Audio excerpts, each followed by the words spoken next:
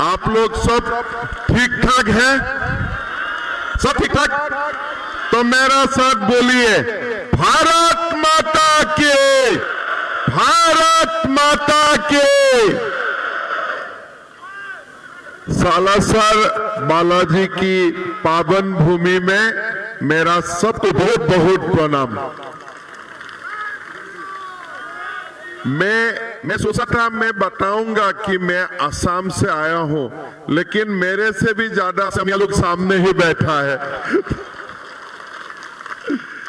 सभा में विराजमान हमारे सुखाराम पारिक जी, भारतीय जनता पार्टी की उम्मीदवार राजकुमार रिनवा जी, हमारे मधुसूदन राजपुरोहित जी, भैरव सिंह राजपुरोहित जी, वासुदेव सावला जी, बसंत शर्मा जी, श्यामलाल शर्मा जी, मदन लाल ओझा जी, संजय शर्मा जी, राजेंद्र सिंह सजुअसर जी, दीपक शर्मा जी, दयाल सिंह राजपुरोहित जी, राजवीर सिंह राठौर जी, सुशीला सारन जी, मंच में विराजमान हमारे नेतागण, भाइयों बहनों, पिता और माताओं, मैं तो इसको बोलना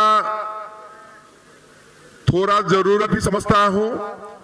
जो लोग असम से जुड़ा नहीं है, हमारा असम मां कामाख्या का देश है और कामरूप में मां कामाख्या विराजमान होता है। मां कामाख्या का पावन धरा से मैं सालासर बालाजी का पावन धरा में आया हूं और आप सब लोगों को नमन करता हूं, वंदन करता हूं, अभिनंदन करता हूं। भाइयों और बहनों, चुनाव भी है, चुनाव के लिए मुझको आना पड़ा, लेकिन बाद में एक बार ऐसे भी आऊंगा आप लोग से मिलने के लिए। किसलिए यहाँ आके मुझको ऐसा लगा है कि असम और सुरू का बीच में बहुत कोई डिफरेंस नहीं है, सब लोग एक जैसा ही है। भाइयों और बहनों, थोड़ा आने में मेरा विलंब भी हो गया। थोड़ा सुबह से ही ऐसा ही सलाह कि मैं हर कार्यक्रम में एक घंटा में मुझको देर से आना पड़ा। उसके लिए मेरा दुख भी है, मेरा खेद भी है, लेकिन आप लोगों को देख के मुझको ऐसा लग रहा है कि चुनाव से भी ज्यादा यहाँ फेस्टिवल हो रहा है, उत्सव हो रहा है। और राजकुमार रिनवा जी जीतेगा ये तो कंफर्म हो चुका है ना? कोई डाउट है क्या? 100% जीतेगा ना? मेरा तो हेलीपैड से मैं यहां तक जब आया, मेरा तो माहौल ऐसा ही लगा कि चुनाव तो नाम के लिए ही है, यहां में बीजेपी जीत ही चुका है, कोई समस्या नहीं है। भाइयों और बहनों, राजस्थान वीरों का भूमि है, राजस्थान एक पावन धरा है। पिछले 5 साल में राजस्थान में ऐसा कुछ हुआ है जिसको देखकर, जिसको सुनकर थोड़ा मन में खेद भी होता है। बार बार राजस्थान से खबर जाते हैं कि हमारे यहाँ में माताओं और बेटियों का ऊपर अत्याचार बढ़ चुका है। हर दिन कोई ना कोई नया केस रजिस्टर होते हैं। हमारा राजस्थान में नौकरी के लिए एग्जाम होते हैं, बार बार पेपर लीक हो जाते हैं। एक बार लीक होना तो सर मान लो, 2 बार लीक होता है, 3 बार लीक होते हैं, सरकार कुछ एक्शन नहीं लेते हैं। हमको बताया गया है कि राजस्थान में 19 बार पेपर लीक हो चुका है। भाइयों और बहनों, ऐसा क्यों हुआ? होने का कारण क्या है? राजस्थान में अच्छा सरकार थे, अच्छा सरकार चलते हैं, लेकिन कहां गड़बड़ी हो गया। आज राजस्थान में मैं छोटे से एक आप लोगों को एग्जाम्पल देना चाहता हूं। असम से आप लोगों का संपर्क है, राजस्थान से असम से राजस्थान 4 गुना बड़ा होगा, 4 गुना बड़ा भी होगा, और राजस्थान का इकोनॉमी भी असम से 3 गुना बड़ा है।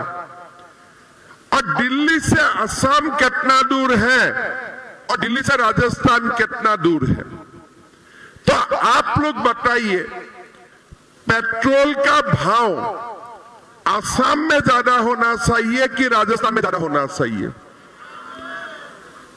एकदम थोड़ा सा दिमाग की आप लगा दो, दिल्ली से 60 लगा हुआ है राजस्थान, और 3000 माइल दूर असम।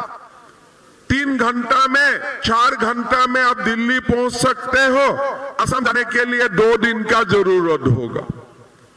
लेकिन आप लोग हिसाब लगा के देखिए, गूगल करके देखिए, गुवाहाटी में अभी पेट्रोल का भाव है 98 रुपया, 98 रुपीज। और जयपुर राजस्थान में कितना है? 109 रुपया, 110 रुपया यहां का पेट्रोल का भाव होते हैं। मतलब क्या है? आज गहलोत जी बोलते हैं कि दिल्ली के कारण पेट्रोल का भाव जा रहे हैं। अरे भाई, वैट तो आपने लगाया। आज यूपी में पेट्रोल का भाव कितना रुपया है? 96 रुपया है। दिल्ली में पेट्रोल का भाव कितना रुपया है? 96 रुपया है। आज असम में कितना रुपया है? 98 रुपया है। आप राजस्थान में पेट्रोल का भाव करके रखा है 109 रुपया। डीजल का भाव भी असम से 100 रुपया ज्यादा है। यूपी से भी 5 रुपया डीजल का भाव यहां जा रहा है।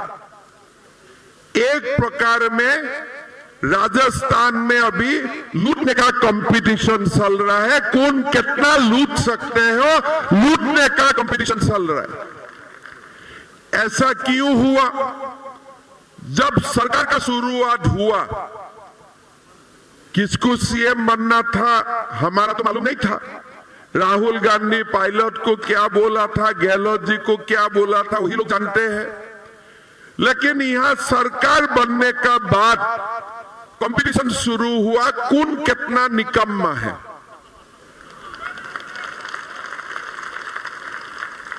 कंपटीशन होता है कौन कितना एफिशिएंट है। हमारा यहां में शुरू हुआ कि भाई कौन कितना निकम्मा है। गहलोत जी बोलता है सचिन पायलट सबसे निकम्मा है, और पायलट जी गहलोत जी को बोलते हैं ये तो महानिकम्मा है। ये निकम्मा का बीच में कंपटीशन हुआ। एक निकम्मा ने 20 MLA लेके फरार हो गया।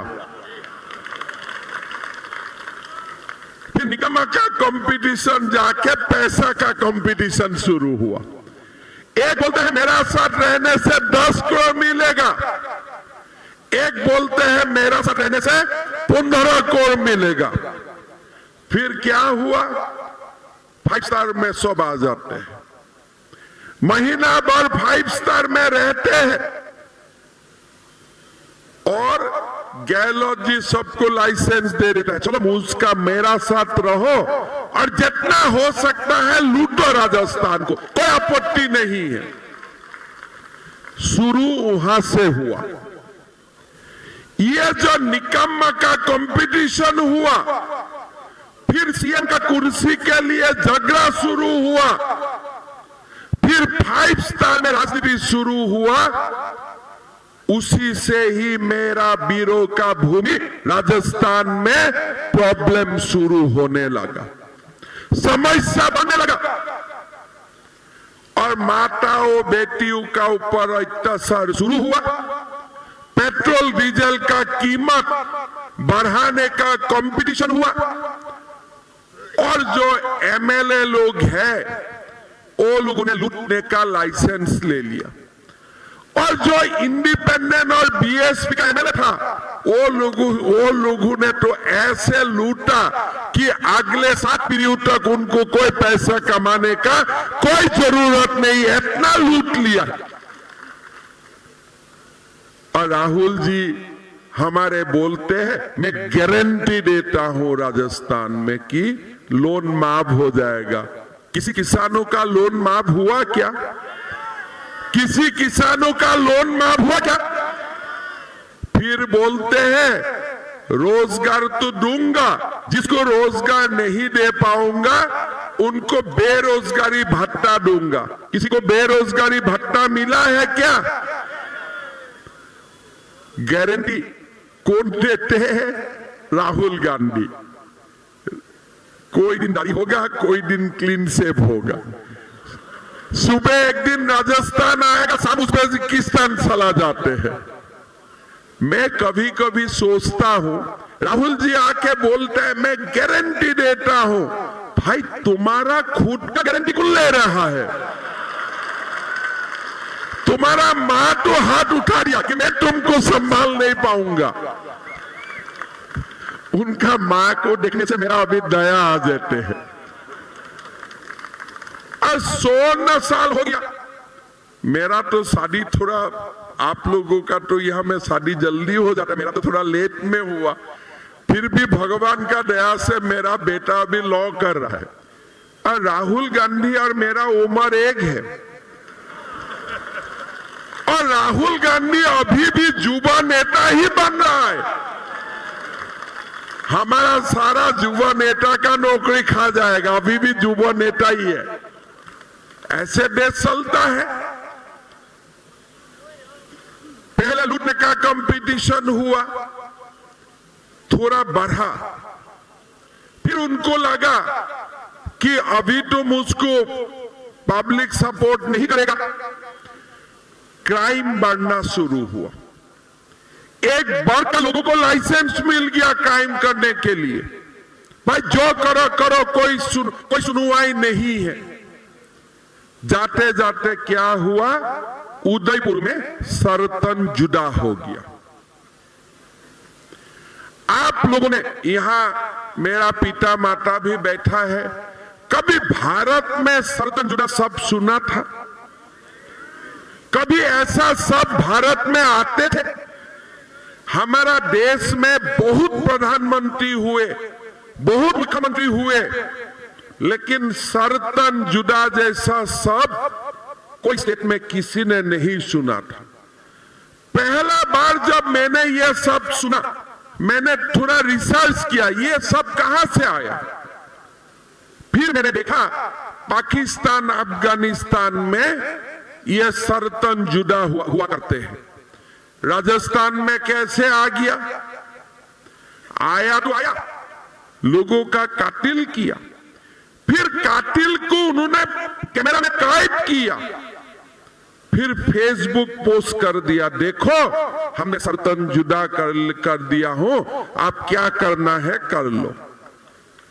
अशोक गहलोत जी बोलते हैं हमने तो गिरफ्तार कर लिया 4 घंटे में। अरे भाई सर्तन जुदा हो जाते हैं, आप क्या खाली गिरफ्तारी करेगा? आप क्या खाली गिरफ्तारी करेगा? अगर असम में होते थे ना, वहां सर्तन जुदा, यहां 5 मिनट में हिसाब बराबर, 5 मिनट में हिसाब बराबर। मेरा देश में आप लाके सर्तन जुदा करेगा? ये हमारा भारत है, यहां प्रभु राम होते थे और यहां आके हमें आप सर्तन जुदा सिखाएगा। और मुख्यमंत्री जी बोलते हैं मैंने गिरफ्तार कर लिया। भाइयों और बहनों, आज अगर कोई बीजेपी शासित प्रदेश में अगर माँ और बेटियों का ऊपर अत्याचार होते हैं, उनका अपॉइंटमेंट सीधा जमराज का साथ हो जाएगा, सीधा जमराज का साथ हो जाएगा। कोई सवाल ही नहीं है, कोई सवाल ही नहीं है। आपने सर्तन जुदा करवा लिया। ये राणा प्रताप का भूमि है, ये दुर्गादास राठौर की भूमि है, और इस भूमि में आपने हमारा ही सर्तन जुदा कर लिया। भाई साहब, वो दिन से मैं सोच रहा था कि कब एक बार राजस्थान आऊं, कब बीजेपी का सर्तन सरकार बने और सर्तन जुदा करने वाला को सिखा देता हूं। भैया, भारत में ये सब नहीं चलेगा। जहां से आया है उधर ही चले जाओ, इधर नहीं होगा। मैं जब असम का मुख्यमंत्री बना तो मेरा पास एक अधिकारी आया, आके मुझको बोला कि साहब, ये फाइल दस्तखत चाहिए। मैं बोला क्या है फाइल में? मद्रासा शिक्षक का सैलरी है। मैं बोला तुम्हारा बेटा मद्रासा स्कूल में पढ़ता है क्या? बोले साहब नहीं पढ़ता है। यहां से क्या होता है? बोले मुल्ला बनते हैं। मैं बोला मुल्ला बनने का ठेका मैंने लेके रखा हूं क्या? मुल्ला बनाने का ठेका क्या मैं लेके रखा हूं क्या? नहीं साहब, हल्ला हो जाएगा। मैं बोला देखो, हल्ला होगा तो मजा आएगा, ये दुकान बंद करो। डॉक्टर इंजीनियर बनाने का स्कूल खोलो और ये मुल्ला बनाने वाला दुकान बंद करो। जो हल्ला करता है मैं देख लूंगा। मैं इंतजार करते रहा, कोई हल्ला करने वाला आएगा। सामने आने का हिम्मत भी नहीं किया। एक दो कोर्ट में गया, कोर्ट में भी हम ही लोग जीता। इसलिए सरकारी पैसा को भी मुल्ला का बनाने के लिए खर्चा होगा क्या? आप लोग बताइए। स्कूल बनाएगा, हॉस्पिटल बनाएगा, मुल्ला बनाने के लिए हमें क्यों खर्चा करेगा? अभी अशोक गहलोत जी राजस्थान में 60,000 मदरसा बनाने के लिए जमीन दिया। अगर 60,000 मदरसा में 100 करके भी सालों में मुल्ला होगा, कितना मुल्ला बनेगा? 50 साल में राजस्थान का हालत क्या होगा? गहलोत जी, जमीन देना है तो हॉस्पिटल बनाने के लिए दो, जमीन देना है तो स्कूल बनाने के लिए दो। ये मुल्ला बनाने के लिए आपको जमीन देने का जरूरत नहीं है।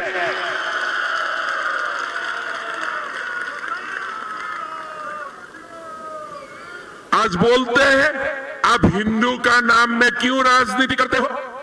अरे, मैं भारत में हिंदू का नाम नहीं लेके मैं क्या पाकिस्तान में जाके हिंदू का नाम लो क्या?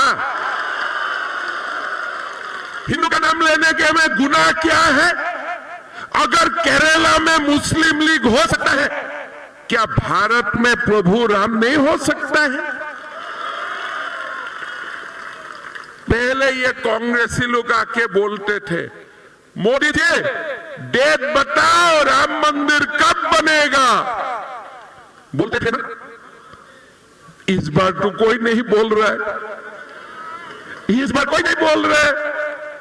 अरे आप लोग नहीं बोल रहा है, इसीलिए मैं ही बता देता हूं, कांग्रेसियों भाइयों, राम मंदिर 22 जनवरी का प्राण प्रतिष्ठा हो जाएगा।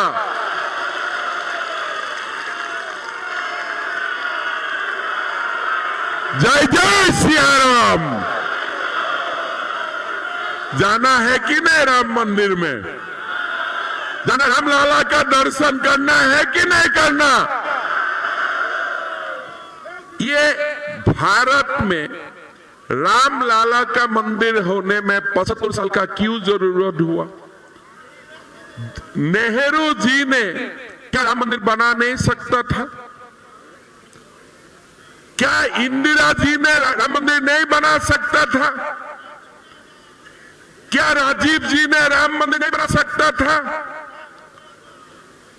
अगर आज भी देश में नरेंद्र मोदी प्रधानमंत्री नहीं होते थे, क्या राम मंदिर बनते थे?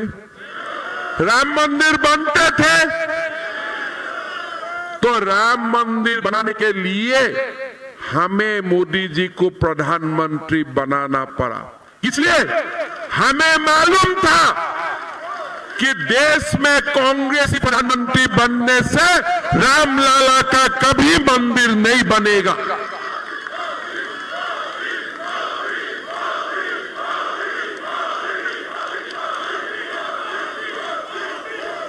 ये कांग्रेसी लोग क्या बोलते थे? राम मंदिर बना दीजिए। नहीं नहीं, हल्ला हो जाएगा, देश बिखर जाएगा रामलला का मंदिर बनने से। अरे भाई, कौन बिखरेगा? बाबर और औरंगजेब? तुम्हारा क्या पोता लगता है बाबर और औरंगजेब? आज कहां भाग गया? रामलला का मंदिर बना, किसी बाबर और औरंगजेब ने हल्ला करने का हिम्मत किया? किसी ने हिम्मत किया? जब सनातन जागते हैं ना, ये बाबर और औरंगजेब भाग जाते हैं देश से, ये भाग जाते हैं।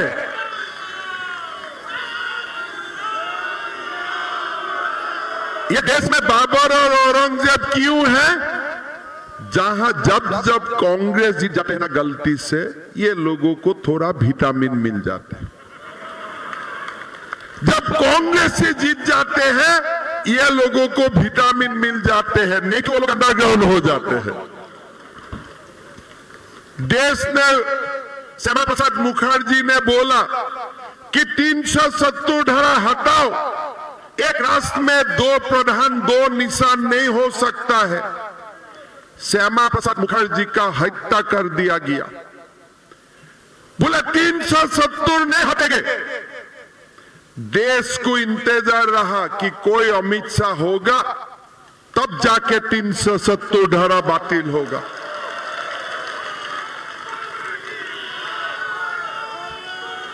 फिर बोला 370 हटेगा तो हल्ला हो जाएगा।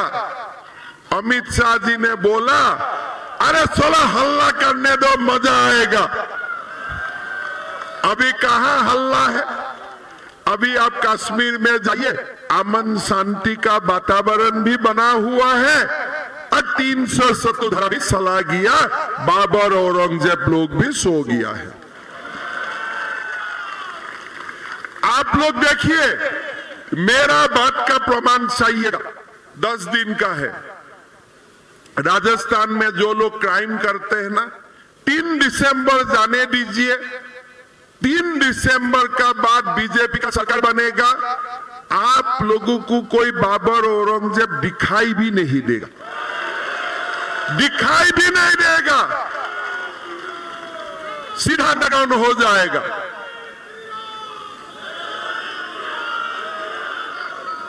ये लोग कैसा है देखो, कल भारत और ऑस्ट्रेलिया का खेला हुआ, भारत हार गया और पाकिस्तान में बम फूटा रहा। ये लोगों का हालत देखो भाई। तुम्हारा देश खेलने से भी अलग बात है, कोई दोनों मुल्क का बीच में खेला हुआ, कौन हारा कौन जीता, हम लोग तो स्पोर्ट्समैन स्पिरिट से इसको लिया, और पाकिस्तानियों से वहां बम फूटा के रखा है। क्या चीज है ये सब? देखिए, ये सबका ट्रीटमेंट होना चाहिए कि नहीं होना चाहिए? आप लोग बताइए। आतंक आते थे, कसाब आके गोली मार देते थे।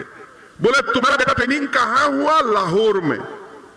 तुम्हारा ट्रेनिंग कहां हुआ? कराची में।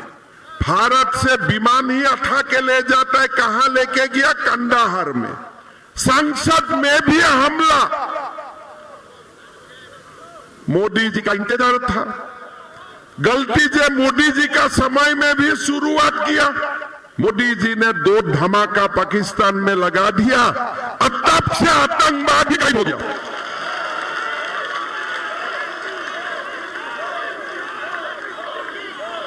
आप लोग देखिए, कांग्रेस का समय में सेना नहीं था क्या? सेना तो था, जबरदस्त था। सेनाओं का हाथ में आर्म्स नहीं था क्या? वही सेना था। मोदी जी का साथ में जो सेना था, मनमोहन सिंह का साथ में वही सेना था।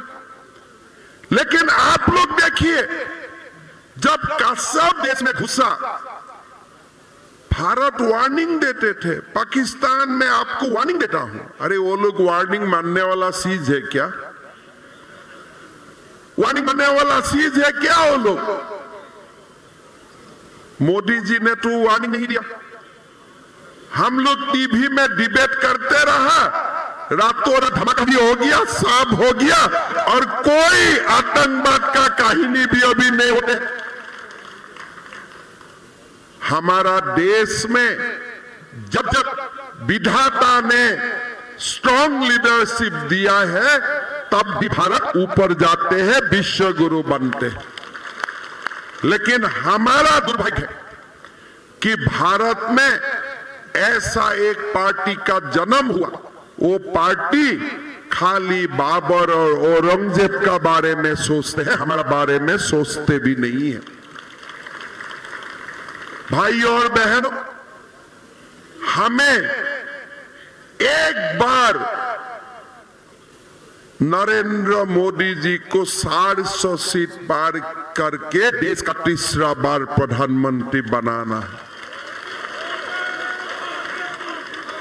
आज आप देखिए, पहले अमेरिका का राष्ट्रपति आते थे, भारत को सिखाता था कि कब न्यूक्लियर बम होगा कब नहीं होगा। बोले सैंक्शन लगा दूंगा, वो करो वो करो। मोदी जी देश का प्रधानमंत्री बने, मोदी जी अमेरिका जाते हैं, अमेरिका का संसद खड़ा होके भारतीय को अभिवादन करते हैं कि ये भारत है। आज विश्व में इंग्रज हमें 200 साल रूल किया।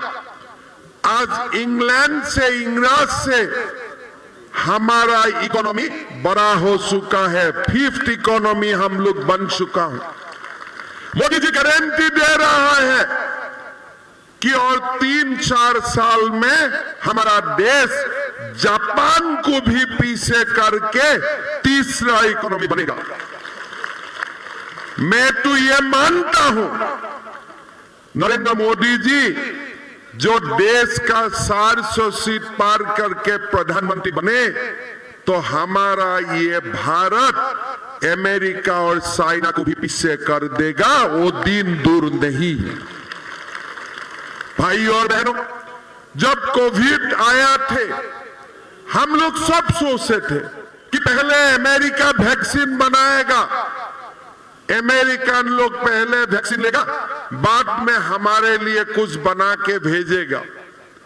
लेकिन मोदी जी ने चुपचाप अपना काम करते रहा, साइंटिस्ट का साथ बातचीत करते रहा, वैक्सीन निकाला। कांग्रेसियों ने क्या बोला? देखो ये वैक्सीन टेस्टेड नहीं है, इसको मत लेना चाहिए। ये मोदी वैक्सीन है, मत लीजिए।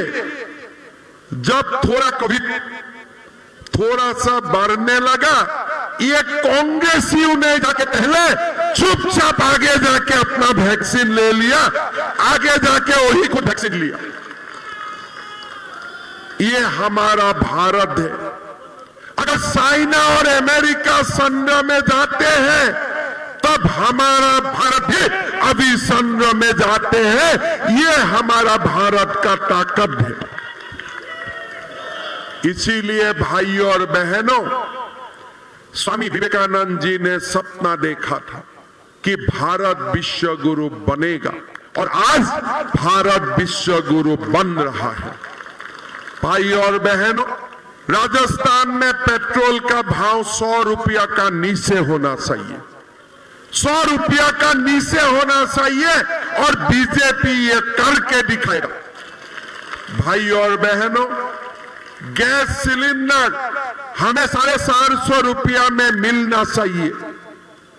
हमारा जब असम का चुनाव हुआ था, अमित शाह जी असम आके बोल ले कि बीजेपी का सरकार बनेगा तो 1 लाख युवा युवतियों को नौकरी मिलेगा। तो मैंने अमित शाह जी को बोला कि साहब हो पाएगा? अमित शाह जी ने मुझे बोला, हिमन देखो मोदी है तो मुमकिन है, आगे निकालो करो। हमने प्रयास किया 27 मई में जो असम का है वो लोग को मालूम होगा, खानापारा फील्ड में 1 लाख लोगों को इकट्ठा करके मैंने सबको अपॉइंटमेंट लेटर बांट दिया। एक कोर्ट केस भी नहीं हुआ, इसलिए मन में नियत खोटा नहीं था। मन में नियत था कि गरीबों का घर में नौकरी मिलना चाहिए, मध्यम वर्गीय परिवार का घर में नौकरी मिलना चाहिए। बीजेपी है, मोदी है तो मुमकिन है। आज हमारा वादा है, हम राजस्थान में भी 2.5 लाख युवा युवतियों को सरकारी नौकरी देने का काम करूंगा। कोई रिस्पत नहीं, गरीब और मध्यम वर्ग की फैमिलियों का घर में ये नौकरी मिलेगा। भाई और बहनों, ये सुनाओ, हमें 140 सीट का ऊपर ले जाके बीजेपी को जिताना है, बीजेपी का सरकार बनाना है, महिलाओं का ऊपर अत्याचार बंद करना है, पेपर लीक का कहानी खत्म करने वाला है, सर्तन जुदा करने वाला व्यक्ति को जमराज का पास भेजना है। एक नया राजस्थान, वीरों का राजस्थान, एक पावन पवित्र राजस्थान हमें बनाना है। और उसका कारण हमें कमल सब में वोट भी देना है और बीजेपी का सरकार 140 सीट का ऊपर ले जाके हमें बनाना है कि नहीं? मैं एक बात मानता हूं दिल से, अगर राजस्थान 140 सीट का ऊपर लेके बीजेपी का सरकार बनाएगा ना, ये देश मोदी जी को 400 सीट ऊपर ले जाके तीसरा बार देश का प्रधानमंत्री बनाएगा। राजस्थान रास्ता दिखाएगा और वही रास्ता में जाते हुए हमारा भारत मोदी जी को तीसरा बार प्रधानमंत्री बनाएगा, ये बात भी पक्का है।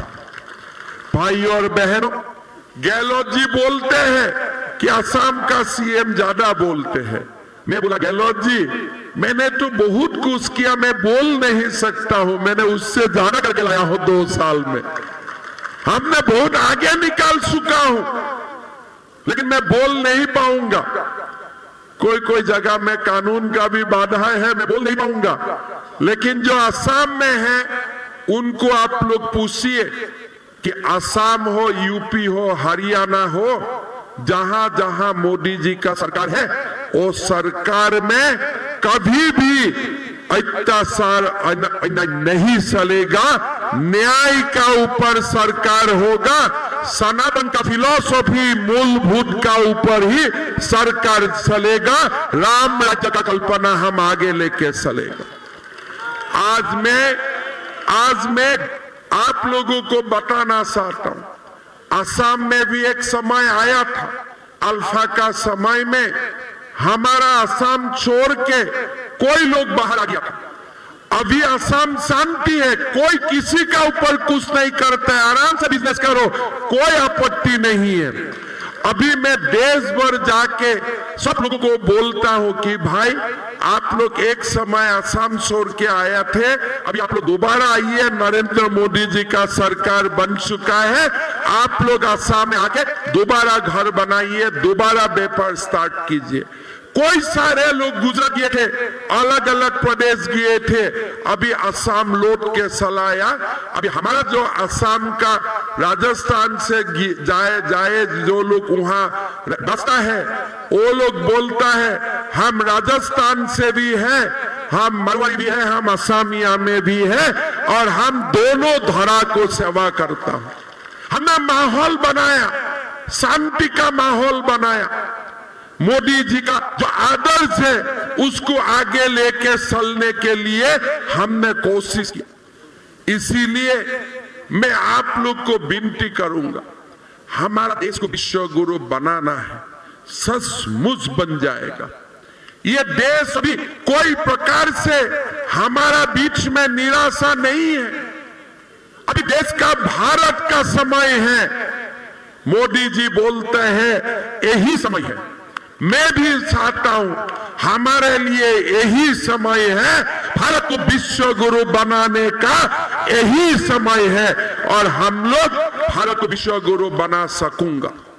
भाई और बहनों, राजस्थान का पावन धरा में मैं आप लोगों को निवेदन करता हूं, राजस्थान का चुनाव तो एक लक्ष्य है, लेकिन साथ साथ में भारत को विश्व गुरु बनाने के लिए हमें सब लोग अपना तन मन से काम करने का समय आ चुका है और वो दिन बहुत दूर नहीं है, हम करके दिखा सकता हूं। भाई और बहनों, हमारे सरदार शहर में राजकुमार रिणवा जी उम्मीदवार है। जीतेगा तो जीतेगा, आराम से जीतेगा, जीतेगा ना, जीतेगा। लेकिन मेरा एक निवेदन है, 50,000 वोट से जीतना चाहिए और जीत जाएगा। सरदार शहर का बहुत सारे लोग देश का अलग अलग जगह में होते हैं, सबको बुला के ले आइए कि वोट देना है, नरेंद्र मोदी को वोट देना है। सबको बुलाइए, वोट भी देने हैं, राजकुमार रिणवा जी को जिताना भी है और मोदी जी को भरपूर आशीर्वाद देना है। कमल साहब ने जो भी वोट देते हैं वो वोट एक्चुअली मोदी जी के लिए आशीर्वाद बन जाते हैं। तो इसीलिए भाई और बहनों, सारे लोगों को मेरा निवेदन है, 25 तारीख कमल साहब में वोट देना है, भारत को विश्व गुरु बनाना है। बनाना है ना, बनाना है ना। थोड़ा मेरा हिंदी समझ में आया कि नहीं? मैं थोड़ा कच्चा कच्चा बोलता हूं, ठीक है ना? कच्चा कच्चा मेरा हिंदी है, लेकिन जो भी बोलता हूं दिल से बोलने का कोशिश करता हूं। फिर आऊंगा, फिर मिलूंगा।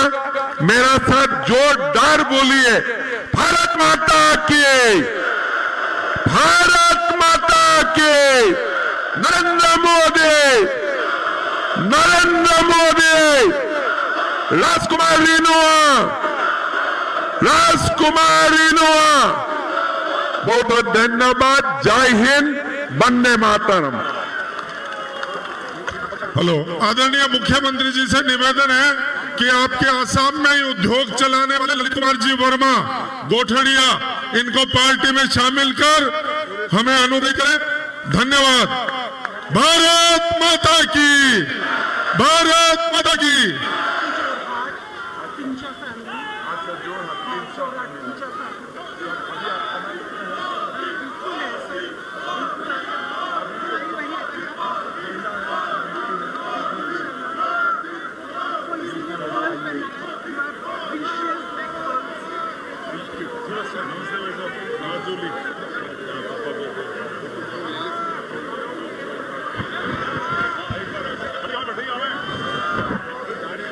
यहाँ से सर, यहाँ से इधर से आगे जाके सर एक मिनट।